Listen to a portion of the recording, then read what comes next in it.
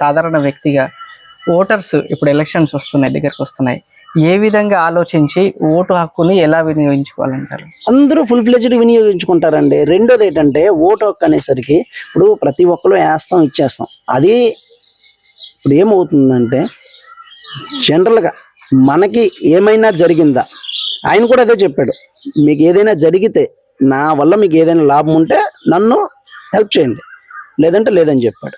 ఇప్పుడు జనాలకు చాలామందికి తెలుసు మనకి ఏది వచ్చిందని. ఈవెన్ ప్రతి ఒక్క ఇంటికి ఏదో ఒక పథకం వచ్చిందండి.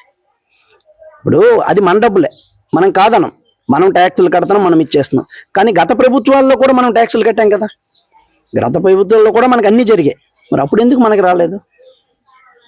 మరి అదే అమౌంట్ ఇప్పుడు అదే బడ్జెట్, మనకి బడ్జెట్ అనేది ఎవ్రీ ఇయర్ ఏది మారదు, ఏ గవర్నమెంట్ వచ్చినా బడ్జెట్ ఒకటే. ఇప్పుడు బడ్జెట్ ఎలా యూజ్ అయింది అనేది ఒక రికార్డు ఉంది. ప్రతి ఒక్క కామన్ పీపుల్కి ఏదో ఒక లబ్ధి వచ్చిందండి. చాలామంది అనుకుంటున్నారు సోమరిపోతులు చేస్తారు. ఎందుకంటే చేస్తారు, ఇప్పుడు 10,000 ఉంటే ఆయనకి ఏదో ఒక యూజింగ్ అవుద్దండి. ఇప్పుడు మా నాన్నగారు షాప్ ఉంది, చిన్న పాన్ షాప్ ఉంది, 10,000 వచ్చాయి అంటే మా నాన్నగారు ఆ డబ్బులతో ఏం చేసి కూర్చున్నాడా? ఆయన దానిలో ఏదో పెట్టుకున్నాడు, ఒక 10,000తో ఏదో తెచ్చుకొని అడిషనల్గా ఇచ్చేసుకున్నాడు, అంతే కదా. మా అమ్మగారికి 18,750 వచ్చేది, ప్రతి ఏడు వస్తుంది. ఏదైనా మాకు యూజింగ్ అవుతుంది, కానీ దానివల్ల మా అమ్మగారు ఎటు కూర్చొని తిన్నారా? అది రాంగ్. అది అంటే డబ్బులు వస్తున్నాయి, డబ్బులు ఇస్తుంటే వీళ్ళు సోమరిపోతులు అయిపోతున్నారని వాళ్ళు అన్నారు. మరి ఇప్పుడు అవే పథకాలు రన్ చేస్తామంటున్నారు కదా.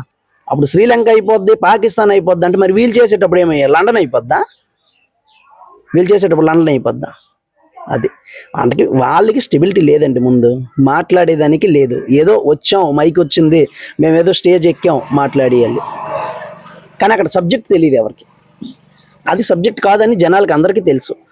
అంటే ఇప్పుడు మనకి ఏదో చెప్తాం, పిల్లి టైపు ఆ గోడ మీద ఉండడం, ఇవాళ ఇటువంటి ఇటుకేం తీయడం, అటువంటి అటుకేం తీయడం, అంతే.